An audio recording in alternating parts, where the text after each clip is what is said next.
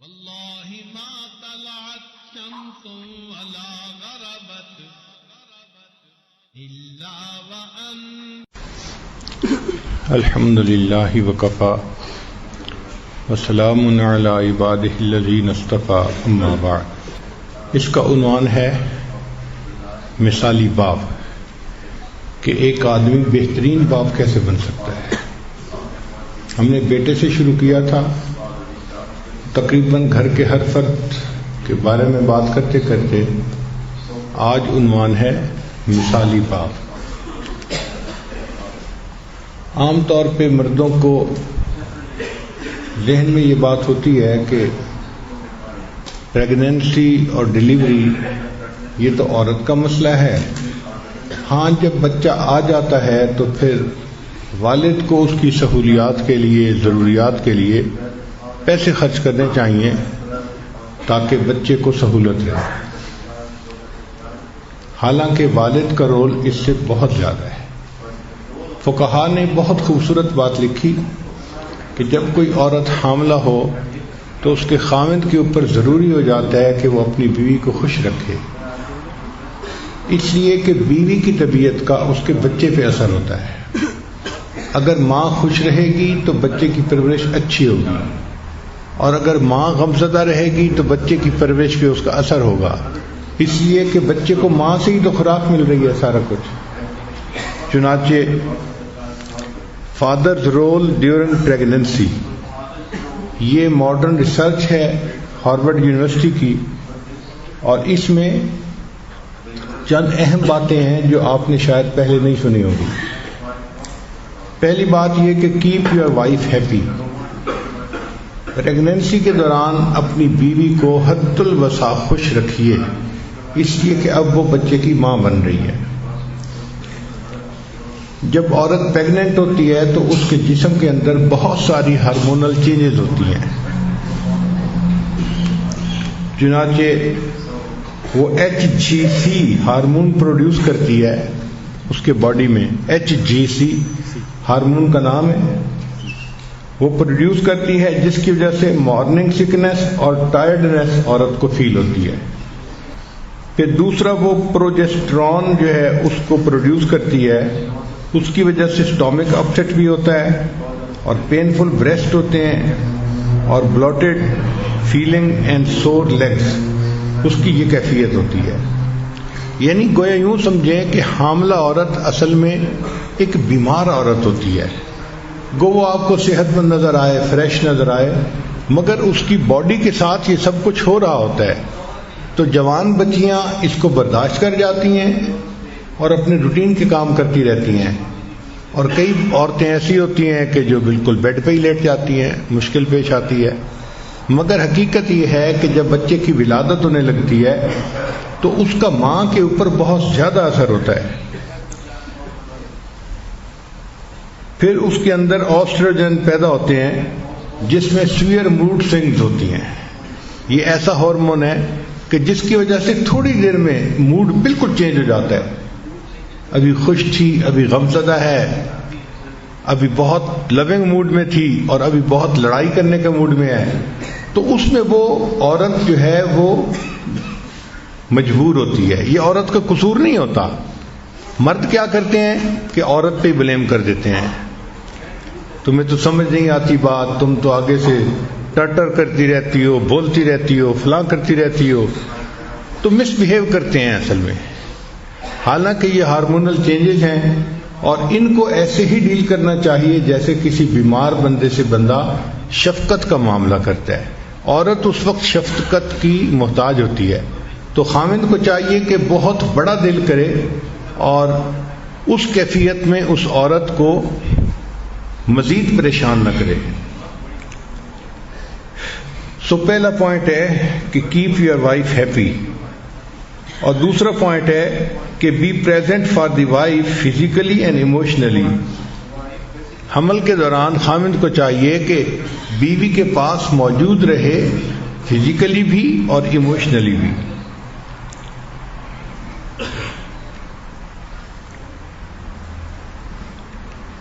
Harvard university کی research میں یہ رزلٹ نکلا کہ جو خاوند اپنی بیوی کے ساتھ پریگننسی کے دوران خوش رہتے ہیں تو پری میچور بچے ہونے کے چانسز کم ہو جاتے ہیں.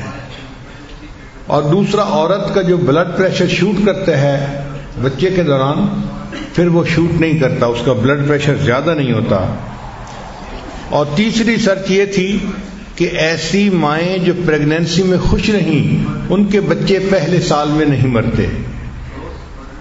اکثر وہ بچے پہلے سال میں مرتے ہیں جن کی مائیں پریگننسی کے دوران ڈپریسڈ رہتی ہیں، پریشان رہتی ہیں.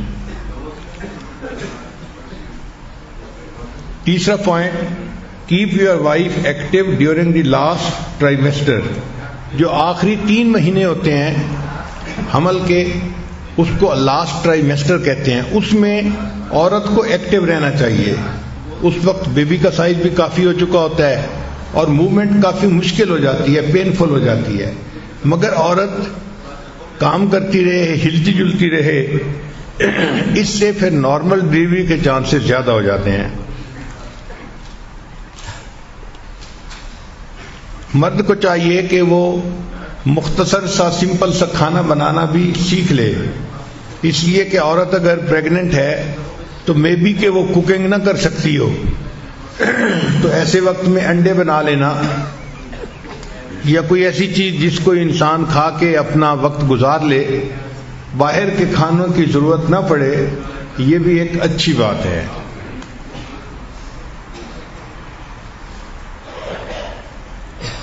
یہ بھی خاوند کی ذمہ داری ہے کہ جب عورت پریگننٹ ہو تو اس کے لیے اور ہونے والے بچے کے لیے اللہ سے دعا مانگے.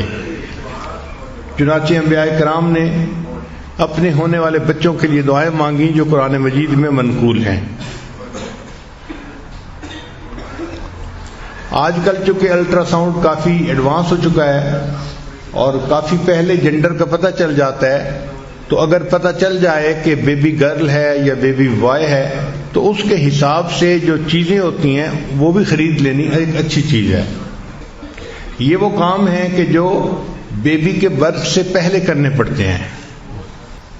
اس کیفیت میں عورت کو کوآپریشن چاہیے ہوتی ہے، عورت کو محبت چاہیے ہوتی ہے، تو عورت کو سپورٹ دینی چاہیے فل، تاکہ اس کو اطمینان ہو ذہنی طور پہ کہ میرا ہسبینڈ میرے ساتھ ہے، اور پریگننسی میں کوئی بھی مشکل ہوگی تو اللہ تعالیٰ کی رحمت ہوگی.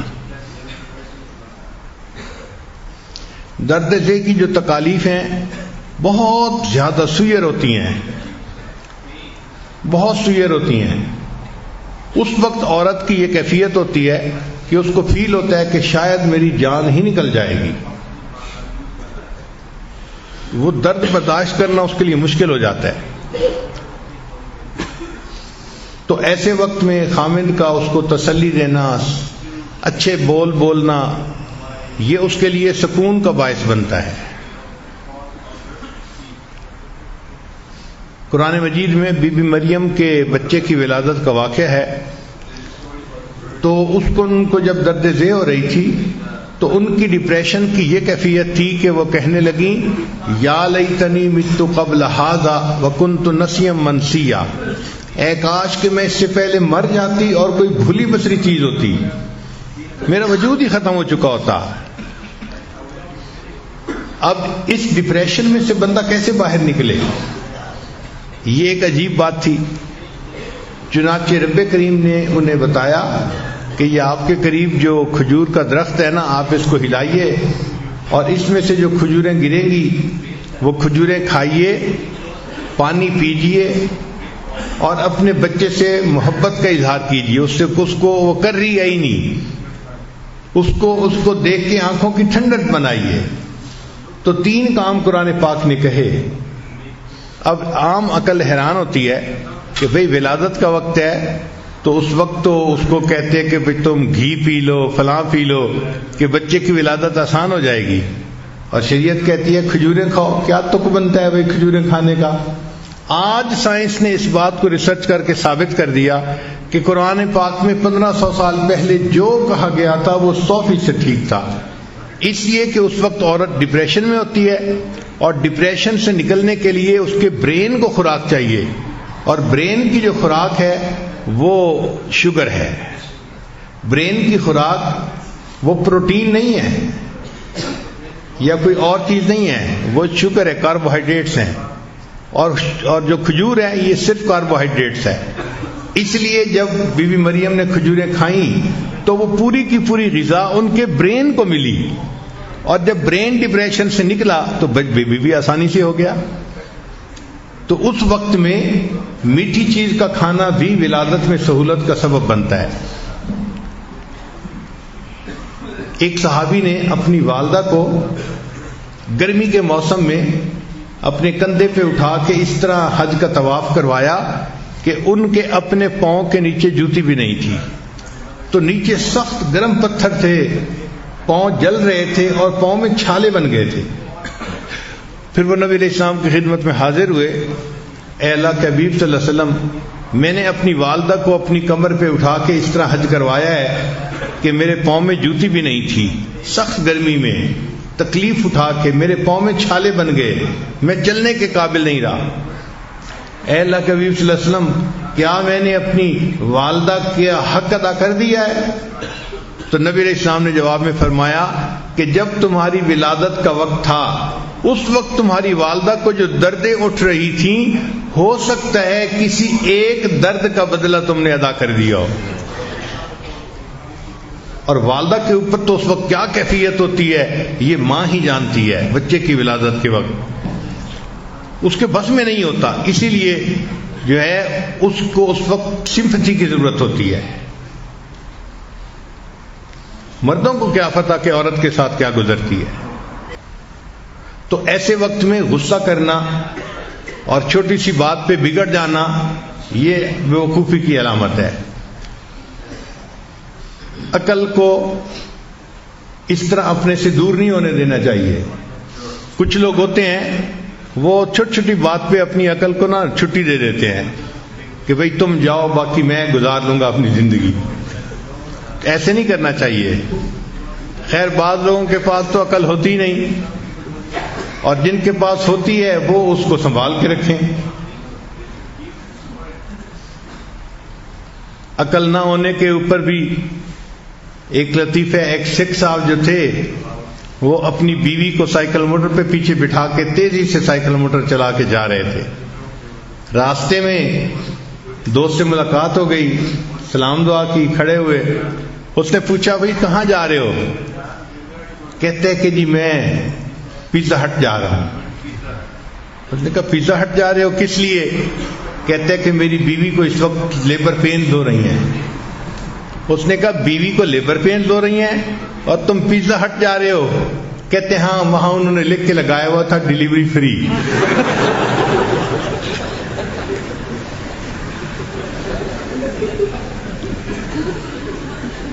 تو کئی لوگ عقل سے ہی فارغ ہوتے ہیں، اور جن کو اللہ نے عطا کرے وہ عقل کو اپنے سے رخصت نہ ہونے دے ایسے موقع پہ. خاص طور پر جب بیبی ہو جاتا ہے تو اس کے جو پہلے 6 مہینے ہوتے ہیں، آپ یوں سمجھ لیں جو پہلا چلہ ہوتا ہے وہ بڑا اہم ہوتا ہے والدہ کے لیے. اس پہلے 6 ویکس میں ہسبینڈ کو چاہیے کہ اپنی بیوی کو فل سپورٹ دے. اگر ہو سکے کہ میاں بیوی دونوں اکیلے ہیں اور قریب کوئی اور رشتہ دار بھی نہیں، بہن بھائی جیسے ہوتے ہیں، ماں ہوتی ہے، تو پھر خاوند کو چاہیے کہ وہ اپنے دفتر سے چھٹی لے لے 1.5 مہینے کے لیے، فرسٹ 6 ویکس کے لیے.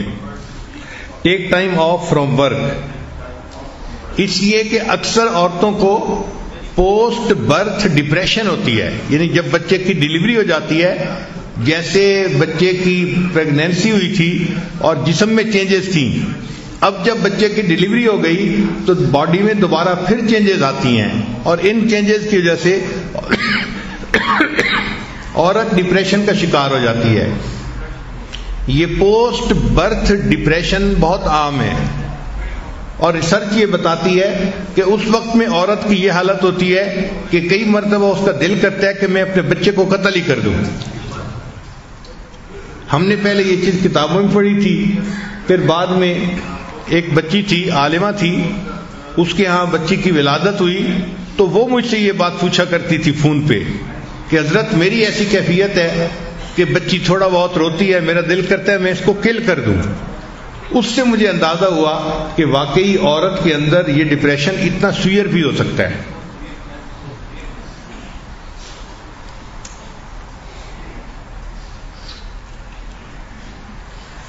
اللہ تعالیٰ کی شان دیکھیں کہ after birth of baby prolactin level is higher in fathers. مرد کے اندر پرولیکٹین لیول جو ہے وہ ہائی ہو جاتا ہے، اور یہ لیول جب ہائی ہوتا ہے تو بندے کے اندر بہت محبت ہوتی ہے دوسرے کے ساتھ تعلق جوڑنے کی. تو اللہ تعالیٰ نے باپ کے اندر اس لیول کو بڑھا دیا تاکہ اب یہ بچے سے بھی اپنا تعلق جوڑے اور اپنے بیوی کے ساتھ مزید جڑے، اس کے اندر یعنی جڑنے کا احساس ہو جائے. اور اس دوران جب بچہ ہوتا ہے تو مرد کے اندر ٹیسٹوسٹیرون لیول جو ہوتا ہے وہ کم ہو جاتا ہے. ٹیسٹوسٹیرون لیول کم ہونے سے وہ جو ایک ہوس ہوتی ہے میٹ کرنے کی وہ اس سے ختم ہو جاتی ہے، یعنی اس کے لیے میٹنگ کے بغیر صبر کے ساتھ رہنا آسان ہو جاتا ہے. یہ بہت چینجز ہیں جو قدرت کر دیتی ہے کہ آنے والے بچے کے بعد ماں باپ کے لیے وقت گزارنا آسان ہو. پھر خامد کی ایک ڈیوٹی ہوتی ہے کہ ملنے والے دوست احباب رشتہ دار وقت بے وقت آتے رہتے ہیں. اس وقت عورت تو بیبی کے ساتھ مصروف ہوتی ہے، وہ نہیں ان کو کچھ کہہ سکتی. خامد کی ذمہ داری بنتی ہے کہ ان کے ٹائمنگز کو وہ کنٹرول کرے. ایسا نہ ہو کہ بیوی سوئی ہوئی ہے تو آنے والے اس کو جگا دیں اور الٹا اس کے لیے پریشانی کا سبب بنے. حضرت انس رضی اللہ عنہ روایت کرتے ہیں کہ میں نے نبی علیہ الصلوۃ والسلام سے زیادہ اہل و عیال پر مہربان کسی اور آدمی کو نہیں دیکھا. کسی کو زندگی میں اتنا مہربان اپنے اہل و عیال پہ نہیں دیکھا جتنا مہربان میں نے نبی علیہ السلام کو اپنی فیملی کے اوپر دیکھا ہے. تو واقعی جب انسان کو اللہ تعالیٰ باپ بننے کا شرف عطا کرے تو وہ اپنی بیوی پر اپنے بچوں پر اور زیادہ مہربانی کا معاملہ کرے. نبی علیہ السلام تشریف فرما تھے، سیدنا حسن رضی اللہ عنہ تشریف لائے جو نبی علیہ السلام کے نواسے تھے. تو نبی علیہ السلام نے ان کو دیکھا، ان کو اٹھایا، ان کو سینے سے لگایا اور ان کو کس کیا. تو ایک صحابی تھے اقرا بن حابس رضی اللہ تعالیٰ عنہ، وہ حیران ہو گئے، اے اللہ کے حبیب صلی اللہ علیہ وسلم میرے تو 10 بچے ہیں اور میں نے تو کبھی کسی بچے کو اس طرح پیار نہیں کیا. تو نبی علیہ السلام نے فرمایا کہ جو رحم نہیں کرتا اس پر رحم نہیں کیا جاتا. یعنی اگر تم بچوں پر رحم نہیں کرو گے تو اللہ تعالیٰ تم پر رحم نہیں فرمائیں گے. ایک مرتبہ نبی علیہ السلام نماز پڑھ رہے تھے اور آپ کی نواسی امامہ جو آپ کی بڑی صاحبزادی سیدہ زینب رضی اللہ عنہا کی بیٹی تھیں وہ قریب تھیں.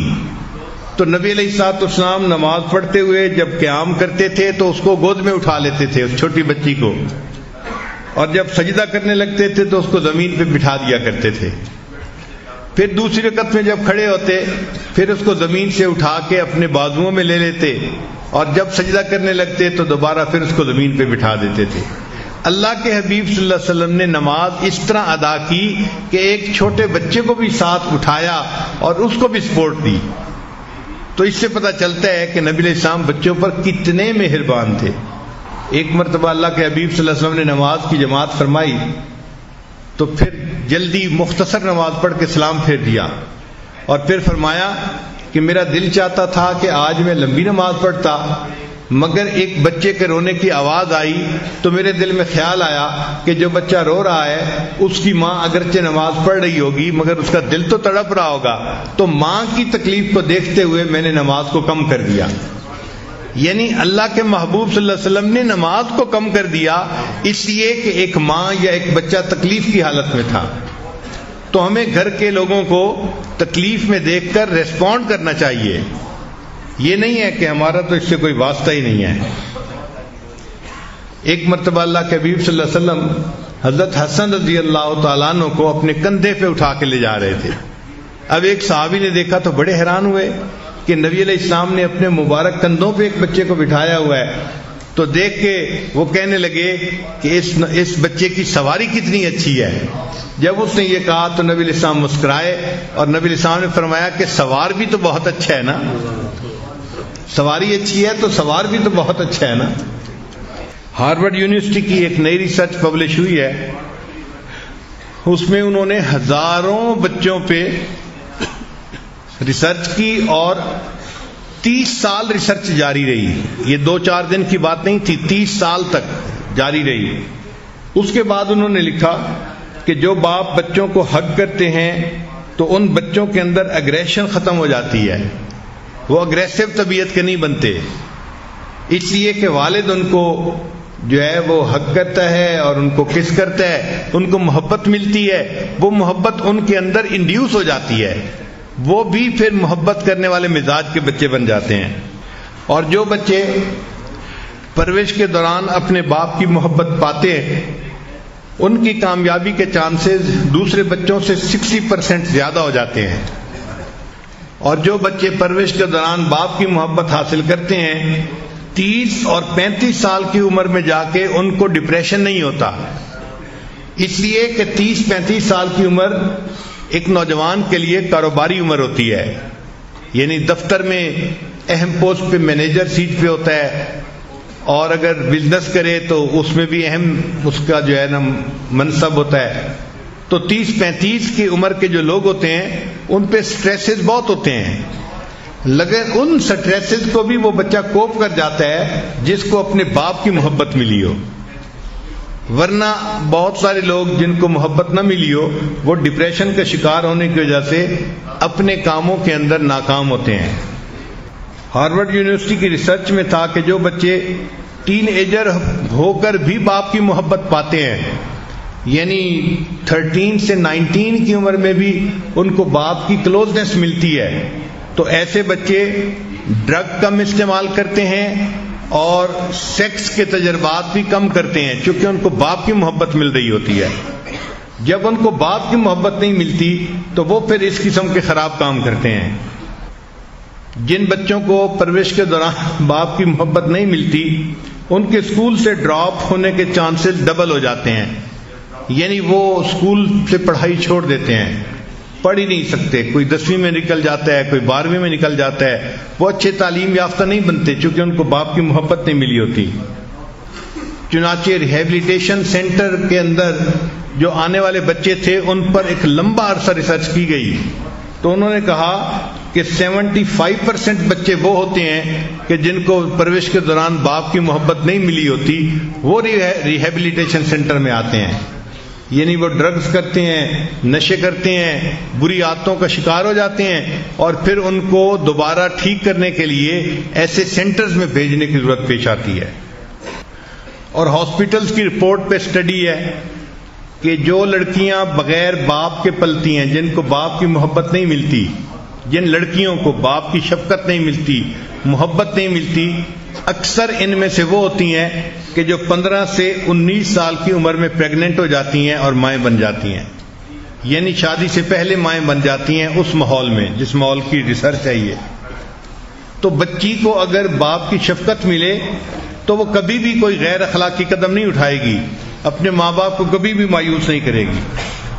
حضرت عبداللہ ابن عمر رضی اللہ عنہ سے روایت ہے کہ نبی علیہ السلام نے ارشاد فرمایا کہ وراثت میں کوئی باپ اولاد کے لیے ادب سے بہتر چیز نہیں چھوڑ سکتا، تو اپنی اولاد کو ادب سکھانا چاہیے. اور یہ ادب ماں باپ مل کے ہی سکھا سکتے ہیں اپنی اولاد کو.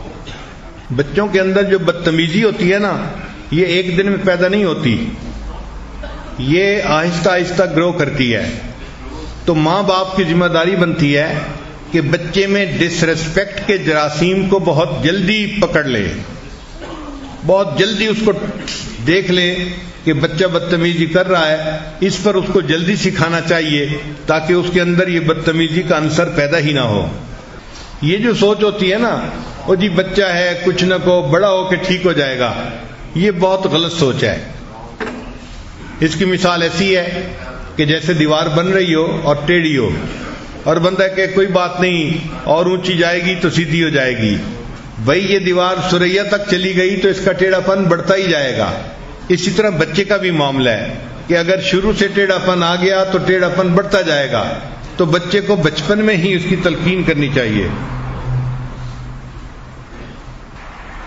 اکثر بچے جو بگڑتے ہیں اس کی بنیاد یا تو ماں باپ کے درمیان ڈائلاگ ہوتے رہتے ہیں، ہر وقت آرگومنٹس ہوتے رہتے ہیں، ایک دوسرے کے ساتھ تکرار ہوتی رہتی ہے، یا ایک دوسرے کے ساتھ موڈ بنے رہتے ہیں، بات نہیں کرتے سیدھے منہ، جس کے اثرات بچے پہ پڑ رہے ہوتے ہیں۔ عجیب بات ہے کہ غلطی ماں باپ کی ہوتی ہے اور اثرات چھوٹے بچوں کے اوپر پڑ رہے ہوتے ہیں۔ بچے تب نیک بنتے ہیں، ادب سیکھتے ہیں جب ماں باپ دونوں آپس میں الفت و محبت کی زندگی گزارتے ہیں۔ چھوٹے بچے کو چند میجک ورڈ ضرور سکھانے چاہیے، جیسے پلیز کا لفظ استعمال کرنا، ایکسکیوز می کا لفظ استعمال کرنا، سوری کا لفظ استعمال کرنا، تھینک یو کا لفظ استعمال کرنا، جزاک اللہ، شکرن، اس کا لفظ استعمال کرنے، یہ میجک ورڈز ہیں۔ یہ الفاظ دوسرے بندے کے ساتھ محبت بڑھاتے ہیں، تو یہ چھوٹے بچوں کو سکھانے چاہیے۔ ہمارے مسلمانوں کے ماحول معاشرے میں یہ کوتاہی ہے کہ ہماری عورتیں بچوں کو یہ الفاظ نہیں سکھاتی، جبکہ کفر کے ماحول میں یہ الفاظ بہت زیادہ سکھائے جاتے ہیں۔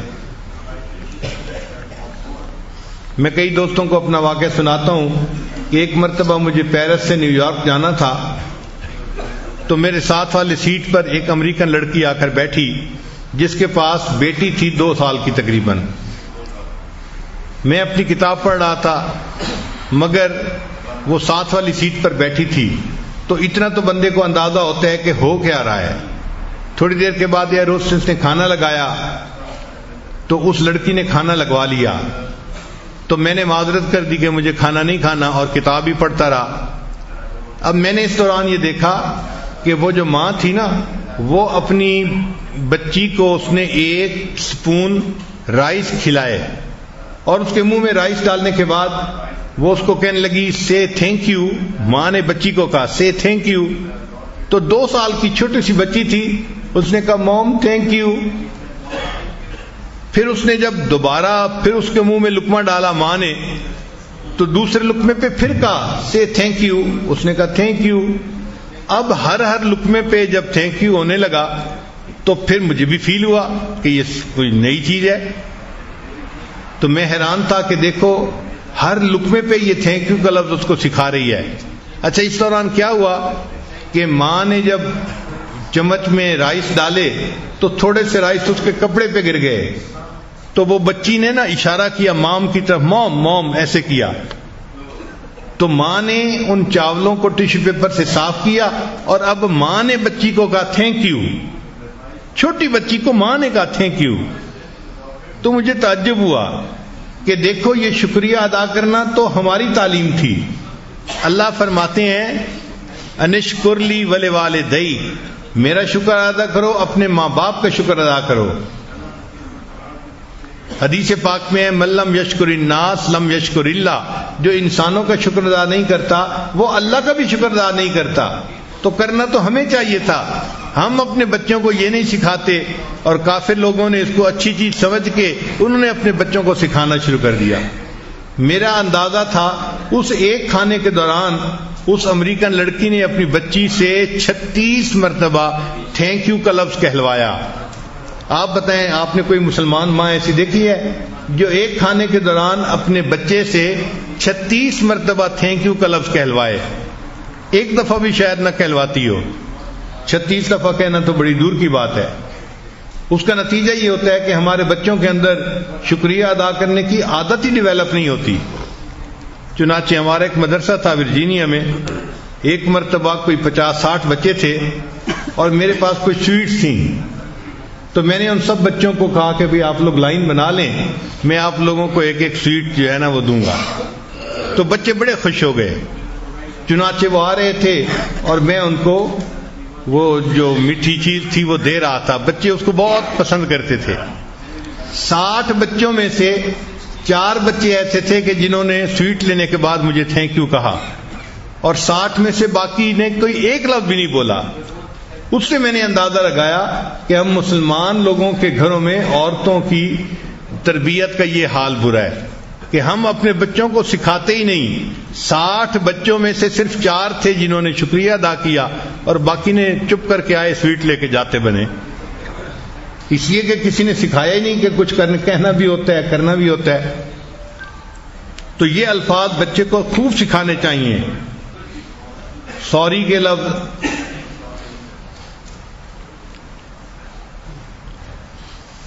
ایک دفعہ تو میں حیران ہی ہو گیا. آسٹریلیا میں تھا اور مجھے اپنا بلڈ دینا تھا ٹیسٹ کے لیے، روٹین ٹیسٹ کے لیے. تو ہمارے ایک تعلق والے تھے، ہارٹ سرجن تھے، وہ مجھے اپنے وارڈ میں لے گئے کہ حضرت میں آپ کا بلڈ سیمپل لے کے اور اس کا ٹیسٹ کروا لیں گے. ہم نے کہا بہت اچھا ہے. ان کو میں نے بتایا کہ دیکھیں جو بلڈ نکالنا ہوتا ہے نا، اس کے لیے تجربہ کار بندے کی ضرورت ہوتی ہے، کیونکہ میری وینز اتنی زیادہ واضح نہیں ہوتی کہ فوراً ہی اس کا بلڈ نکالا جائے. تجربہ کار بندہ چاہیے. عام ڈاکٹر اگر نکالنا چاہے تو وہ 3-4 ٹرائیاں کرنے کے بعد کہیں جا کے نکالتا ہے. اس نے کہا جی کوئی مسئلہ نہیں، ہم کر لیں گے. چنانچہ وہ گیا. اس کے بعد اس نے جا کے 2 ٹرائیاں کی تو 2 ٹرائیوں میں بلڈ نہیں اس سے نکل سکا. پھر اس نے سوچا کہ اچھا میں دوسرے ڈاکٹر کو بلا لیتا ہوں. تو وہ ایک آسٹریلین ڈاکٹر کو بلا کے لے آیا اور کہنے لگا کہ بھئی اس پیشنٹ کا بلڈ جو ہے نا لینا ہے، سیمپل لینا ہے، تو آپ پلیز میری ہیلپ کر دیں. اس نے کہا بہت اچھا. اب وہ آسٹریلین ڈاکٹر جب آیا تو اس نے آ کے پوچھا کہ پہلے کتنی دفعہ پرک کی ہے. اس نے کہا جی 2 دفعہ. تو وہ مجھے کہتا ہے سوری. یعنی جس نے پرک نہیں کیا تھا نا، وہ سن کے کہ 2 دفعہ پرک کیا جا چکا ہے، وہ مجھے کہتا ہے جی سوری. میں حیران ہوا کہ دیکھو یہ کافر ہے دیکھنے کو، لیکن اس کے اندر یہ ایسی اچھی عادت ہے کہ اس کو دوسرے کی تکلیف کا احساس ہے. پھر اس کے بعد اس نے میرا بازو پکڑا اور وین کی جگہ کو دیکھا اور وہ مجھے تھوڑی تھوڑی دیر بعد سوری سوری سوری کر رہا تھا. میں نے گنا تقریباً کہ بلڈ سیمپل لینے کے دوران اس نے 11 مرتبہ سوری کا لفظ کہا. 11 مرتبہ سوری کا لفظ کہا. میں اس وقت وش کر رہا تھا کہ کاش میرے اندر یہ عادت ہوتی کہ میں بھی اپنی غلطیوں کے اوپر اس طرح سوری کرتا. ایک کافر ہے اور اس کے اندر اتنا سوری کرنے کی عادت ہے. ہم مسلمانوں کے اندر کیوں نہیں ہے؟ ہونی تو ہمارے اندر چاہیے تھی. یہ تربیت کی کوتاہی، تربیت کی کمی کی وجہ سے ہے.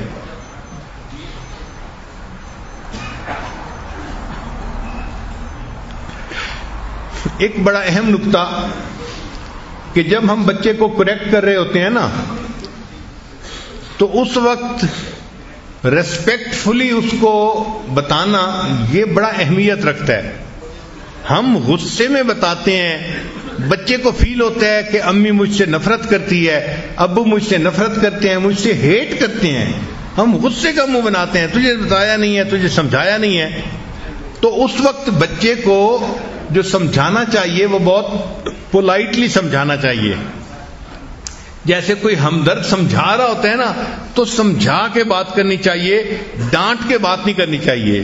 اس ذرا فرق کو سمجھنے کی کوشش کیجئے کہ جب بھی آپ بچے کو کریکٹ کرنا چاہتے ہیں، بتانا چاہتے ہیں کہ یہ کرنا ہے یہ نہیں کرنا، تو اس کو اس طرح نہ کریں کہ بچے کو کہ جی ڈانٹ کے کہہ رہے ہیں، نفرت سے کہہ رہے ہیں، بلکہ بچے کو یہ احساس ہو کہ بڑی ہمدردی کی وجہ سے مجھے یہ بات سمجھائی جا رہی ہے. تو بچہ اس چیز کو جلدی جو ہے وہ پک کر لیتا ہے.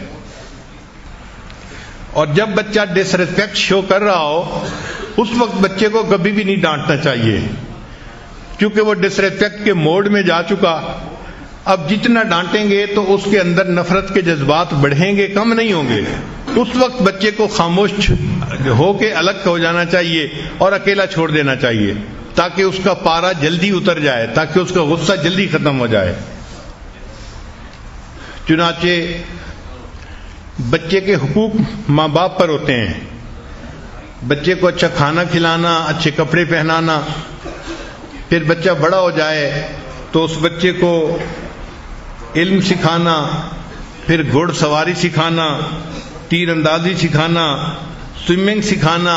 یہ ماں باپ کی ذمہ داری ہوتی ہے کہ وہ بچے کو یہ چیزیں سکھائیں تاکہ وہ ایک اچھا انسان بن کے زندگی گزار سکے.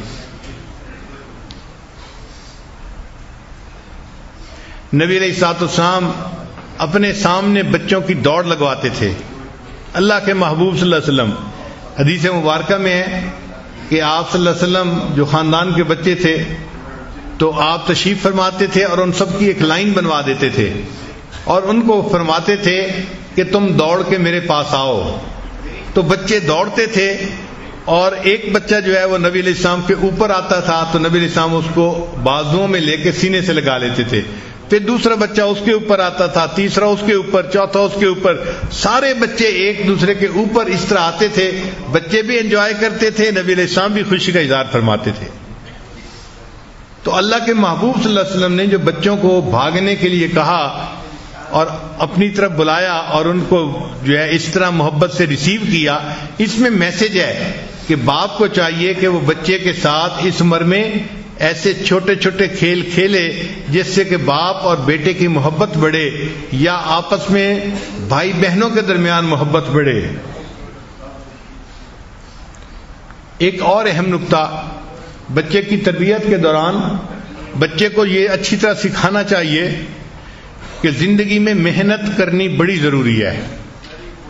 چنانچہ اگر آپ ہر کام ان کا خود ہی کر دیں گے تو بچے کو محنت کہاں کرنی پڑے گی. تو بچوں کو کام کرنے کا موقع دیں, وہ اپنا کام خود کرنے کی کوشش کریں. بلکہ ریسرچ میں یہ لکھا ہوا تھا کہ بچے کو اپنا پسینہ بہانے کا موقع دیں, یعنی وہ اتنا کام کرے کہ اس کا پسینہ بہے, اس کو پتہ چلے کہ محنت کس کو کہتے ہیں. تو بچے جب محنت کرتے ہیں اور پھر اس کا رزلٹ اچیو کرتے ہیں تو ان کو خوشی ہوتی ہے. تو ہمیشہ بچے کو یہ سمجھائیں کہ دیکھو محنت کرنی لازمی ہوتی ہے اور پھر یہ ضروری نہیں کہ محنت کے بعد کامیابی ہو, محنت کے بعد کبھی کبھی ناکامی بھی ہو سکتی ہے. اس کے لیے بھی اس کا ذہن بنائیں تاکہ بچہ مایوس نہ ہو, ڈپریس نہ ہو کہ میں نے اتنی محنت کی تھی اور یہ کام میں نہیں کر سکا. بھائی نتائج تو ہمارے اختیار میں نہیں ہے نا, نتائج تو اللہ کے اختیار میں ہے. محنت ہم کرتے ہیں. جب بچپن سے اس کا کنسیپٹ ہوگا کہ محنت میں نے کرنی ہے اور نتیجہ اللہ کے اختیار میں ہے تو وہ ناکامی کے اوپر بھی مایوس نہیں ہوگا. پھر بچوں کو یہ سمجھائیں کہ how to take care of themselves, کہ بچوں کو اپنی کیئر کیسے کرنی ہے. بچے اپنے لباس کا خیال نہیں کرتے, اپنے ناخن کا خیال نہیں کرتے, اپنے بالوں کا خیال نہیں کرتے. ان کو بتانا پڑتا ہے کہ دیکھو ناخن کٹوانے ہوتے ہیں, بال کٹوانے ہوتے ہیں, ان میں کنگھی کرنی ہوتی ہے, اپنے کپڑے کو ایسے صاف رکھنا ہوتا ہے. یعنی بچے کو سمجھائیں how to take care of themselves, یہ ماں باپ سکھاتے ہیں. اگر آپ چاہتے ہیں کہ بچہ کوئی کام کرے تو اس کا بہترین طریقہ یہ ہے کہ وہ کام بچے کو خود کر کے دکھائیں. بچے کام کو کاپی جلدی کر لیتے ہیں, وہ اپنے باپ کو جیسے کرتا دیکھتے ہیں اس کو اسی طرح کرنے کی کوشش کرتے ہیں. Children always copy their parents, children always copy their parents. چنانچہ ہمارے ایک تعلق والے تھے, منگلا ڈیم ایک ڈیم ہے جہاں بجلی بنتی ہے, وہاں پہ وہ چیف انجینئر تھے. تو ان کو روزانہ کالز آتی تھی منسٹرز کی, لوگوں کی, کہ شٹ ڈاؤن ہو رہا ہے, کیوں ہو گیا, کیا پروگرام ہے, کیسے ہے. تو ان کو کالیں بہت آتی رہتی تھیں. تو ان کی ایک عادت بن گئی تھی کہ جب بھی فون بجتا تھا نا تو وہ فون اٹھا کے کہتے تھے hello chief engineer Mangla speaking, کہ بھئی پتہ چلے اگلے بندے کو کہ کون بول رہا ہے. تو وہ کہتے تھے چیف انجینئر منگلا اسپیکنگ. وہ کہنے لگے کہ ایک دن میں باتھ روم میں تھا, میں جب اپنے ہاتھ دھو کے باہر نکلا تو میں نے دیکھا کہ میرے فون کی گھنٹی بج رہی تھی, لینڈ لائن جو ہوتی ہے. تو کہتے ہیں کہ میرا چھوٹا بچہ تھا 2 سال کا, وہ بھاگا آیا اور اس نے آ کے کریڈل اٹھا کے اپنے کان سے لگایا اور کہنے لگا hello chief engineer Mangla speaking. یعنی اتنا چھوٹا بچہ وہ بھی اپنے باپ کو کاپی کر رہا ہے. تو children always copy their parents. تو باپ کو ایک ماڈل بن کے, ایک نمونہ بن کے رہنا پڑتا ہے تاکہ بچہ اس سے اچھی عادات کو دیکھے اور بچہ خود بھی اچھی عادات کو اپنائے. پھر بچوں کو جو وقتاً فوقتاً انعام دیتے ہیں تو باپ کی ذمہ داری ہے کہ بچوں کو سمجھائے کہ بچوں یہ جو پیسہ دیا اس کو تم اچھی جگہ پہ خرچ کرنا اور اس کو بچا کے بھی رکھنا. منی کو سیو کرنے کی عادت یہ باپ بچے کے اندر ڈالتا ہے. پھر باپ کو چاہیے کہ جو ہارڈ ورکنگ لوگ تھے ان کی سٹوریز بچے کو پڑھ کے سنایا کرے. اور ایک اہم نکتہ، یہ باپ کی ذمہ داری ہوتی ہے کہ وہ بچے کو ناکامی سے نکلنا سکھائے. بچے نے کوئی کام کیا اور اس میں فیل ہو گیا، نہیں کر سکا، اب اس فیلئر سے نکلنا کیسے ہے یہ بھی باپ اس کو سکھائے گا. اس وقت محبت سے پیش آئیں، اس کو سمجھائیں کہ نتائج ہمارے اختیار میں نہیں ہوتے، محنت ہمارے اختیار میں ہوتی ہے. بچے آپ نے محنت کر لی، میں آپ کی محنت کی وجہ سے بہت خوش ہوں آپ کے اوپر. مثلا اسکول میں گریڈ اچھے نہیں آئے لیکن بچے نے محنت کی تھی، پڑھتا تھا، راتوں کو جاگتا تھا، ٹیوشن بھی پڑھتا تھا، ہوم ورک بھی کرتا تھا، پھر بھی گریڈ اچھے نہیں آئے تو اچھے گریڈ کو نہ دیکھ کے فوراً ڈانٹ ڈپٹ شروع نہیں کرنی چاہیے، بلکہ بچے کو اس وقت سمجھانا چاہیے کہ بیٹا آپ نے محنت کی، میں آپ کی محنت کی وجہ سے بہت خوش ہوں. گو کہ آپ کے نمبر اچھے نہیں آ سکے، اگر نمبر بھی اچھے آتے تو میری خوشی اور زیادہ ہو جاتی. بچوں کو سمجھانا اور بچوں کو دعا دینا یہ بھی سنت ہے. چنانچہ حدیث پاک میں ہے کہ ایک مرتبہ نبی علیہ السلام کے پاس حضرت حسن رضی اللہ عنہ آئے جو نبی علیہ السلام کے نواسے تھے، اور اسامہ بن زید بھی آئے جو حضرت زید رضی اللہ عنہ کے بیٹے تھے. زید رضی اللہ عنہ نبی علیہ السلام کے غلام تھے، ان کے بیٹے تھے اسامہ رضی اللہ عنہ آئے. جب دونوں آئے تو نبی علیہ السلام نے ایک کو ایک ران پہ بٹھا لیا اور دوسرے کو دوسرے ران پہ بٹھا لیا، اور اس کے بعد نبی علیہ السلام نے دعا کے لیے ہاتھ اٹھائے اور نبی علیہ السلام نے دعا مانگی، اے اللہ میں ان دونوں سے پیار کرتا ہوں، آپ بھی ان دونوں سے پیار فرما لیجئے. آپ دیکھیے نا ذرا، ہے کوئی باپ جس نے اس طرح دعا دی ہو اپنے بچے کو گود میں لے کے، اے اللہ میں اس سے پیار کرتا ہوں، اے اللہ آپ بھی اس سے پیار فرمائیے. چنانچہ چھوٹے بچوں کے ساتھ باپ کو وقت زیادہ صرف کرنا چاہیے. کئی باپ ماں کے ذمہ لگا دیتے ہیں بس تم جانو اور بچوں کی تربیت جانے، تو ماں اکیلی تربیت نہیں کر سکتی. جو باپ کا کام ہے وہ باپ ہی کو کرنا پڑے گا. ایک بات ذہن میں رکھیے کہ جس بچے کو باپ کے ساتھ ٹائم ملتا ہے اس بچے کے موٹر سکل بہت امپروو ہو جاتے ہیں، اور جس کو ماں کے ساتھ زیادہ ٹائم ملتا ہے اس کے کمیونیکیشن سکل زیادہ ہوتے ہیں. لہذا ماں کے ساتھ وقت گزارنے کا اپنا فائدہ، باپ کے ساتھ وقت گزارنے کا اپنا فائدہ. اس لیے جو سپلٹ فیملیز ہوتی ہیں کہ ماں باپ میں سپریشن ہو جاتی ہے، طلاق ہو جاتی ہے، ان کے بچے زندگی میں کبھی سکسیسفل نہیں ہوتے الا ماشاء اللہ. اور اس سکسیسفل نہ ہونے کا جرم بچے کا نہیں ہوتا، ماں باپ کا ہوتا ہے کہ ماں باپ کی وجہ سے بچے کی زندگی ناکام ہو جاتی ہے.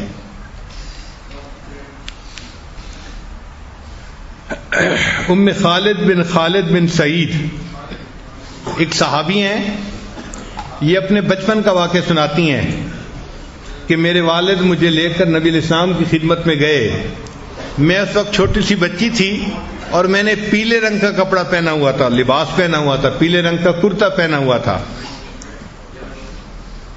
وہ کہتی ہیں کہ جب میں نبی علیہ السلام کی خدمت میں پہنچی تو میں نے نبی علیہ السلام کی انگوٹھی کو دیکھا، تو میں بچی تھی، میں اس انگوٹھی کے ساتھ کھیلنے لگ گئی. یعنی انگوٹھی کو ٹچ کیا اور اس کو ادھر ادھر گھما کے دیکھا، یا اس کا جو ایک حصہ تھا اس جس پر کچھ لکھا ہوا تھا اس کو دیکھا، تو میں ان کی انگوٹھی کے ساتھ کھیلنے لگ گئی. تو میرے والد مجھ سے ناراض ہونے لگے کہ تو نبی علیہ السلام کی انگوٹھی کے ساتھ کیوں کھیل رہی ہے.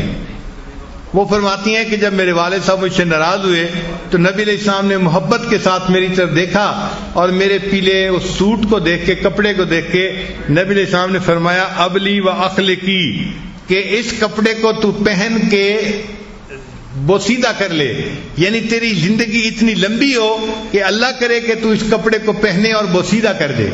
یعنی کسی کو لمبی عمر کی دعا دینے کے لیے یہ کہا جاتا تھا کہ تو اس کپڑے کو اتنا پہنے کہ یہ کپڑا پہنتے پہنتے بوسیدہ ہو جائے. وہ کہتے ہیں کہ نبی علیہ السلام نے 3 مرتبہ مجھے یہ دعا دی، حتیٰ کہ میرے والد کی آنکھوں سے آنسو آ گئے. میرے والد نے رونا شروع کر دیا کہ میں تو بچے کو ڈانٹ رہا ہوں کہ تم نبی علیہ السلام کی انگوٹھی سے کیوں کھیل رہی ہو، اور نبی علیہ السلام اتنے شفیق کہ وہ دعائیں دے رہے ہیں، اے بچی تم اس کپڑے کو اتنا پہنو کہ یہ پرانا ہو جائے، تمہیں اللہ صحت والی زندگی عطا فرمائے۔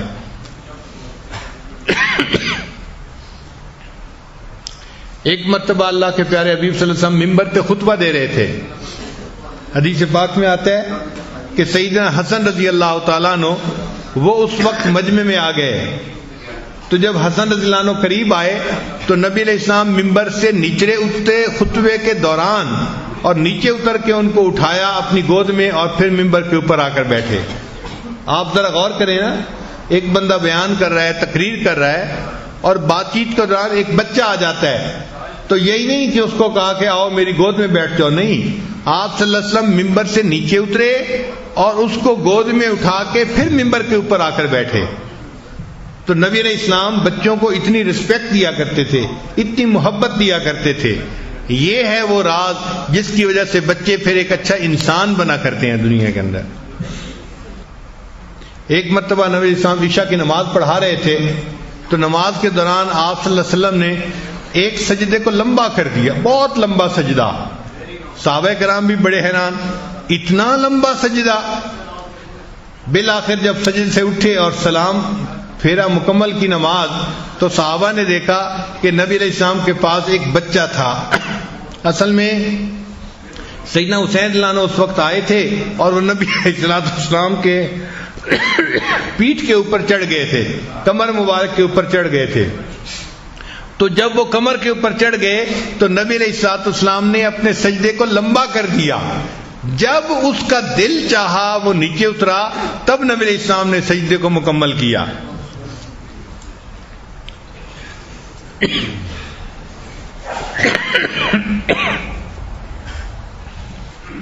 جن بچوں کو باپ کے پاس ساتھ کھیلنے کا موقع ملتا ہے، ہارورڈ یونیورسٹی کی ریسرچ ہے کہ ان کا آئی کیو لیول زیادہ ہو جاتا ہے۔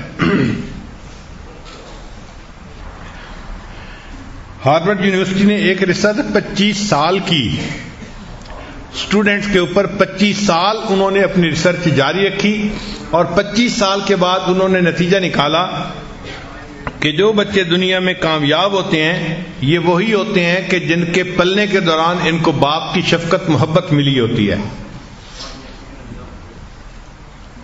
جو بچے بدنی کھیل کھیلتے ہیں، یعنی فٹ بال کھیلنا، دوڑنا، بھاگنا، اس سے بچوں کے اندر ADHD سمپٹم ریڈیوس ہو جاتے ہیں۔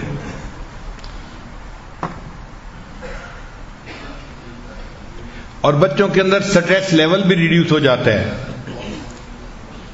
اور کھیلنے کے دوران بچوں کو دھوپ میں وٹامن ڈی ملتی ہے، اس وٹامن ڈی سے بھی بچے کی طبیعت کے اندر تازگی آتی ہے۔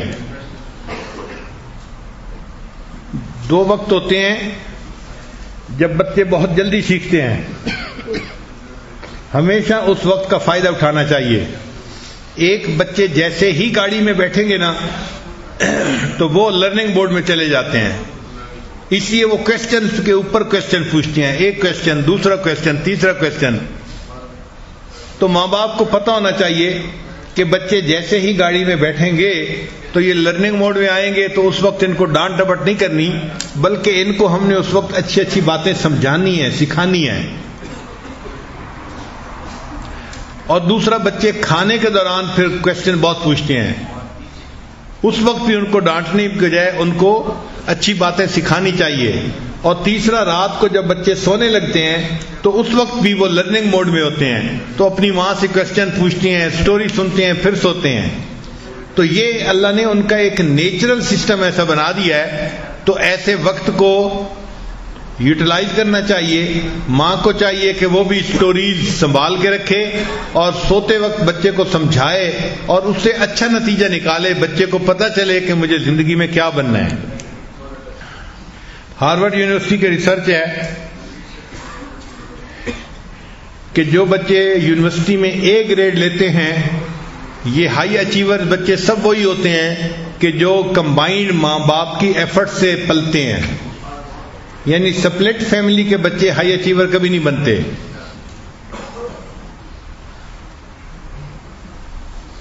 اور جو بچے ماں باپ کے ساتھ مل کے کھانا کھاتے ہیں ان میں ایٹنگ ڈس آرڈر کے چانسز 35% لیس ہو جاتے ہیں، اور ان بچوں میں اوور ویٹ ہونے کے چانسز 12% کم ہو جاتے ہیں۔ ایسے بچے ڈرگز سے بھی دور رہتے ہیں جو اپنے ماں باپ کے ساتھ مل کے کھانا کھاتے ہیں۔ پھر اسی ریسرچ میں یہ بات بھی ہے کہ کھانے کے دوران آپ اپنے بچے سے کچھ کوسچن ضرور پوچھیں، اس سے آپ کو بچے کی شخصیت کا اندازہ ہوگا۔ پہلا، بچہ آپ بڑے ہو کے کیا بنو گے؟ یہ کوسچن بچے سے سمپل سا چھوٹا سا کوسچن ضرور پوچھیں تو بچہ بتائے گا میں نے کیا بننا ہے، عالم بننا ہے، حافظ بننا ہے، میں نے مفتی بننا ہے، یا میں نے انجینئر بننا ہے، ڈاکٹر بننا ہے، کیا بننا ہے۔ تو بچے سے اس کے زندگی کے آبجیکٹیوز کے بارے میں ضرور جو ہے پوچھیں۔ پھر بچے سے یہ پوچھیں کہ بچے یہ بتاؤ کہ گاڑی میں سیٹ بیلٹ باندھنا کیوں ضروری ہے؟ تو چھوٹا بچہ بتائے گا کہ کیوں ضروری ہے۔ اگر صحیح جواب دے تو اچھا، نہیں تو آپ سمجھائیں اس کو کہ سیٹ بیلٹ کے فائدے کیا ہیں۔ اس کا فائدہ یہ ہوگا کہ جب وہ کل کو گاڑی میں بیٹھے گا تو سیٹ بیلٹ باندھنے میں نخرے نہیں کرے گا، تنگ نہیں کرے گا۔ ایک کوسچن یہ بھی پوچھیں کہ بچے بتاؤ تمہارا پسندیدہ مضمون کون سا ہے؟ تو کسی کو میتھمیٹکس پسند ہوتا ہے، کسی کو لینگویج پسند ہوتی ہے، کسی کو ہسٹری پسند ہوتی ہے۔ تو جو اس کو لینگویج مضمون پسند ہوگا وہ اس کی شخصیت کی عکاسی کرے گا۔ بچے سے یہ کوسچن پوچھے بچے ہم اپنے گھر کے ماحول کو بہتر کیسے بنا سکتے ہیں؟ حالانکہ وہ بچہ بہت چھوٹا ہے، وہ یہ بات نہیں بتا سکتا، لیکن اس کی اپنی ایک دنیا ہے نا، تو یہ دیکھیں کہ اپنی دنیا میں اس کی سوچ کیا ہے کہ گھر کا ماحول کیسے بہتر ہو سکتا ہے۔ ہو سکتا ہے وہ جواب دے کہ ابو پلیز آپ غصہ کم کیا کریں۔ اس لیے پھر ایسے کوسچن ہم پوچھتے نہیں بچوں سے۔ ایک بہت اہم کوسچن، بچے سے یہ کوسچن ضرور پوچھیں بیٹے آپ نے کبھی کسی کی خدمت کی ہے اللہ کی رضا کے لیے، کسی کی مدد کی ہے اللہ کی رضا کے لیے؟ تو بچہ نیریٹ کرے کہ اس نے کسی کلاس فیلو کو اللہ کے لیے ہیلپ کیا، کسی دوست کو اللہ کے لیے ہیلپ کیا، اس نے کسی پہ ترس کھایا، اس نے کسی کے غم میں اس کا ساتھ دیا۔ اس چیز کے پوچھنے سے اس بچے کے اندر یہ صفات اور زیادہ ہو جاتی ہیں۔ اور بچہ اگر ایسے واقعات سنائے تو اس بچے کو خوب اپریشیٹ کرنا چاہیے کہ بچے آپ نے یہ کیا، مجھے سن کے بہت خوشی ہوئی کہ اس کا دل حساس ہے، وہ محسوس کرتا ہے دوسرے کی تکلیف کو۔ پھر جب بچے اسکول جانے والے ہوں تو ان کے جو اسکول کے ایونٹس ہوتے ہیں ماں باپ کو اس میں دلچسپی رکھنی چاہیے۔ بچے کو پتا ہو کہ میرے گریڈ اچھے آئے ہیں، میرے والدین آئیں گے تو مجھے ان کے سامنے جو ہے وہ سرٹیفکیٹ ملے گا، تو بچہ اور خوش ہوتا ہے اور اچھا اچیور بننے کی کوشش کرتا ہے۔ اور اگر اس نے برے گریڈ لیے ہوں تو اس کو احساس ندامت ہوتی ہے اور وہ سوچتا ہے کہ نہیں آئندہ میں نے اپنے ماں باپ کو نادم و شرمندہ نہیں ہونے دینا۔ پھر بچے کو سمجھائیں کہ دوسروں کی کیئر کرنا اس کو ہمیشہ پریورٹی دیا کرے۔ ایک ہوتا ہے نا اپنی کیئر کرنا، یہ بھی ضروری ہے، ایک ہوتا ہے دوسرے کی کیئر کرنا۔ تو بچے کو سمجھائیں کہ دوسرے کو کیئر کرنا اس کو پریورٹی دیں گے تو اس پر اللہ تم سے راضی ہو جائیں گے، تو بچے کے اندر خدمت خلق کا جذبہ پیدا ہو جائے گا۔ Provide opportunity to children to show empathy for others. Sympathy تو بچے جلدی سیکھ لیتے ہیں، ایمپتھی بچے نہیں سیکھ سکتے۔ ایمپتھی کہتے ہیں کہ کسی بندے کے ساتھ کوئی برا معاملہ ہو تو اس کے بعد اس کو تسلی دینا، اس کو انکریج کرنے کی باتیں کرنا۔ پھر بچے کو اپنی اینگر کنٹرول کرنا سکھائیں۔ اگر بچہ کسی وقت غصے میں آ جائے تو اس کو سمجھائیں کہ بیٹے آپ کو غصہ آ گیا، آپ بیٹھے ہیں تو آپ کھڑے ہو جائیں، آپ کھڑے ہیں تو آپ دوسرے کمرے میں چلے جائیں، آپ وضو کر لیں، آپ نہا لیں۔ تاکہ اس بچے کو پریکٹیکلی پتہ چلے کہ میں نے اپنے غصے کو کنٹرول کیسے کرنا ہے. پھر بچوں کو فیئرلی ٹریٹ کرنا چاہیے. عام طور پہ دیکھا ہے کہ بیٹے کو تو بہت شہزادے کی طرح رکھتے ہیں اور بیٹی کو بہت نظر انداز کر دیتے ہیں. ایسے نہیں کرنا چاہیے. وہ بھی چائلڈ ہے اور وہ بھی چائلڈ ہے. تو براٹ اپ کرنے میں دونوں کو بہت فیئرلی ڈیل کرنا چاہیے. چنانچہ ایک صحابی نے اپنے ایک بچے کو کوئی چیز دی تو نبی علیہ السلام نے اس سے پوچھا کیا آپ نے دوسرے بچوں کو بھی یہ چیز دی؟ تو اس نے کہا کہ میں نے دوسروں کو تو نہیں دی. نبی علیہ السلام نے فرمایا اللہ سے ڈرو اور بچوں کے ساتھ برابری کا سلوک کیا کرو. اللہ سے ڈرو اور بچوں کے ساتھ برابری کا سلوک کیا کرو.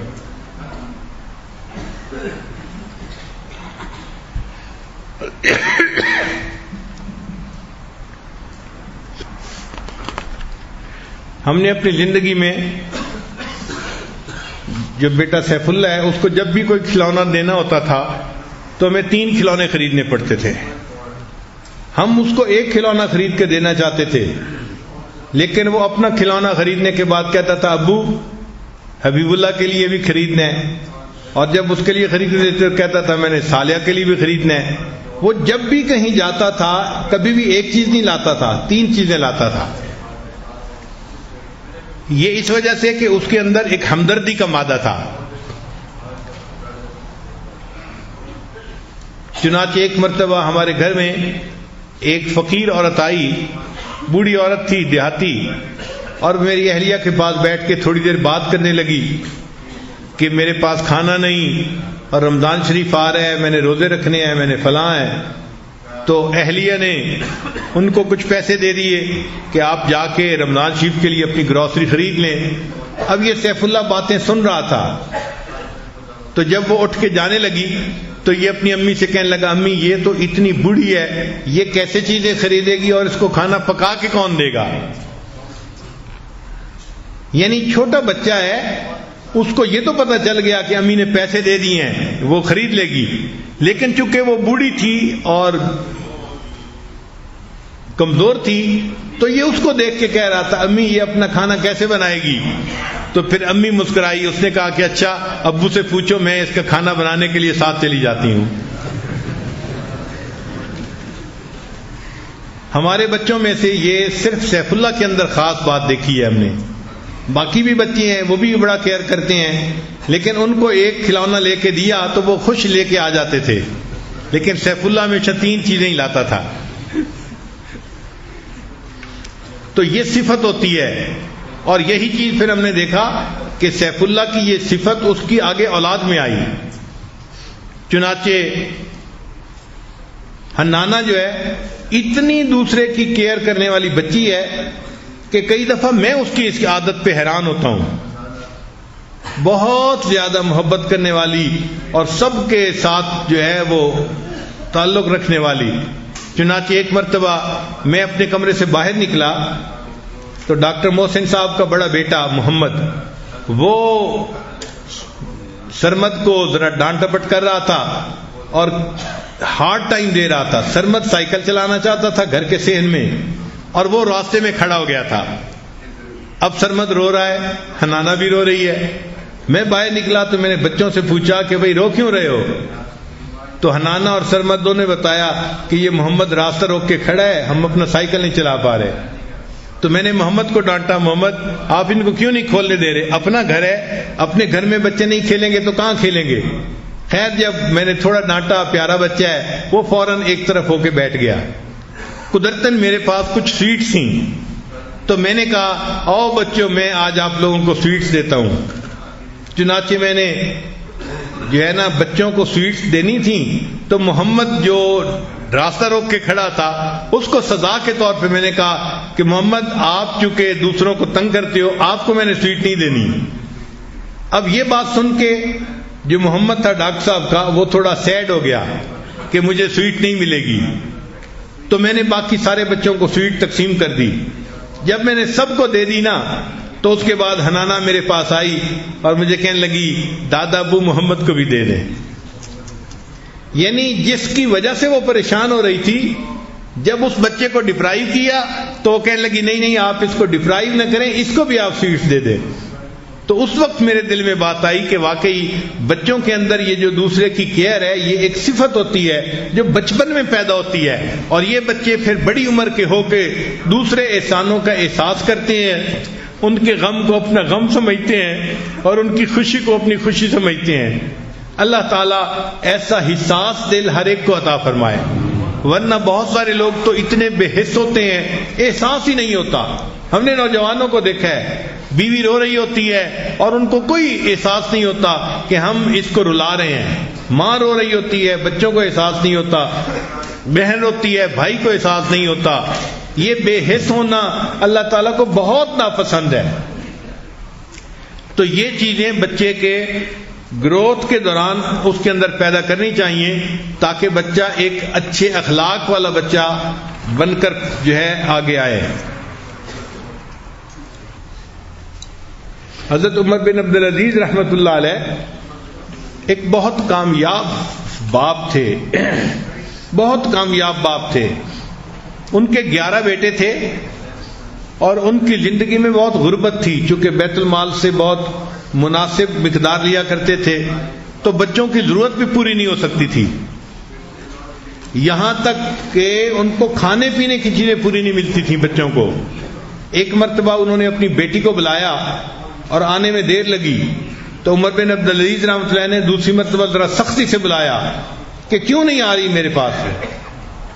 تو ان کی جگہ بیٹی کی جگہ ماں آئی اور کہنے لگی جی آپ نے بیٹی کو بلایا ہے؟ فرمایا ہاں. کہنے لگا میں آ گئی ہوں، جو کام ہے مجھے بتا دیں. تو آپ نے پوچھا کہ وہ کیوں نہیں آ رہی؟ تو بیوی نے جواب دیا کہ اس نے جو کپڑے پہنے ہوئے تھے نا تو وہ کپڑے پھٹ گئے. اب وہ ساتھ والے کمرے میں اپنی شلوار کو سی رہی ہے بیٹھی ہوئی، جب تک کپڑے کو سی کے نہیں پہنے گی آپ کے پاس کیسے آ سکتی ہے؟ تو اس کی جگہ میں آ گئی ہوں. یعنی وقت کا خلیفہ ہے اور اس کے اپنی بیٹی کے پاس پہنے ہوئے کپڑوں کے سوا کوئی دوسرا کپڑا نہیں ہے. اتنی غربت کی زندگی تھی، مگر انہوں نے اپنے بچوں کو محبت سکھائی اور خدمت سکھائی، نیکی سکھائی اور خوب بچوں کے اندر نیکی کا جذبہ پیدا کیا. چنانچہ جب وہ آخری وفات کے یعنی مرض میں تھے تو ان کا ایک دوست ان کو ملنے کے لیے آیا تو عمر بن عبدالعزیز رحمۃ اللہ لیٹے ہوئے تھے. اس نے کہا کہ عمر بن عبدالعزیز آپ نے اپنے بچوں کے ساتھ بھلا نہیں کیا. تو آپ نے پوچھا کیوں؟ اس نے کہا کہ اس لیے کہ آپ سے پہلے جو بادشاہ آئے نا انہوں نے اپنی اولادوں کے لیے بڑی جاگیریں وقف کی، جائیدادیں وقف کی، ہیرے جواہرات بیت المال سے لے کے ان کو دیے اور اپنی اولادوں کو بہت مال انہوں نے دیا، غنی کر دیا. اور تم تو اپنی اولاد کے لیے کچھ بھی نہیں چھوڑ کے جا رہے، تو تم نے اپنی اولاد کے ساتھ اچھا نہیں کیا. تو جب اس نے یہ الفاظ کہے تو عمر بن عبدالعزیز رحمۃ اللہ علیہ لیٹے ہوئے تھے، اٹھ کے بیٹھ گئے اور فرمانے لگے کہ دیکھو اگر میری اولاد نیک بنی ہے تو میں ان کو اللہ کی سرپرستی میں دے کے جا رہا ہوں. اگر میری اولاد نیک بنی ہے تو میں ان کو اللہ کی سرپرستی میں دے کے جا رہا ہوں، کیونکہ اللہ فرماتے ہیں وَهُوَ يَتَوَلَّى الصَّالِحِينَ، اللہ نیکوکاروں کا خود سرپرست ہوتا ہے، تو میں ان کو اللہ کی سرپرستی میں دے کے جا رہا ہوں. اور اگر میری اولاد نیک نہیں بنی تو میں ان کے فسق و فجور کے اوپر ان کا معاون نہیں بن سکتا. یہ عمر بن عبدالعزیز رحمۃ اللہ نے جواب دیا. پھر عمر بن عبدالعزیز فوت ہو گئے. اللہ کی شان دیکھیں کہ اگلا بندہ وقت کا بادشاہ بنا. اب اس بادشاہ کو اپنے صوبوں کو سنبھالنے کے لیے گورنر کی ضرورت تھی. تو اس نے مشورہ کیا لوگوں سے کہ بھائی مجھے تو کوئی بندہ ایسا چاہیے جیسے عمر بن عبدالعزیز تھے، اتنا ایماندار، اتنا دیانتدار، اتنا انصاف کرنے والا، اتنا وفا دکھانے والا. تو انہوں نے کہا کہ میاں اگر تمہیں عمر بن عبدالعزیز جیسا بندہ چاہیے تو ان کا جو بڑا بیٹا ہے نا وہ بالکل باپ جیسا ہی ہے، اس کو لے لو.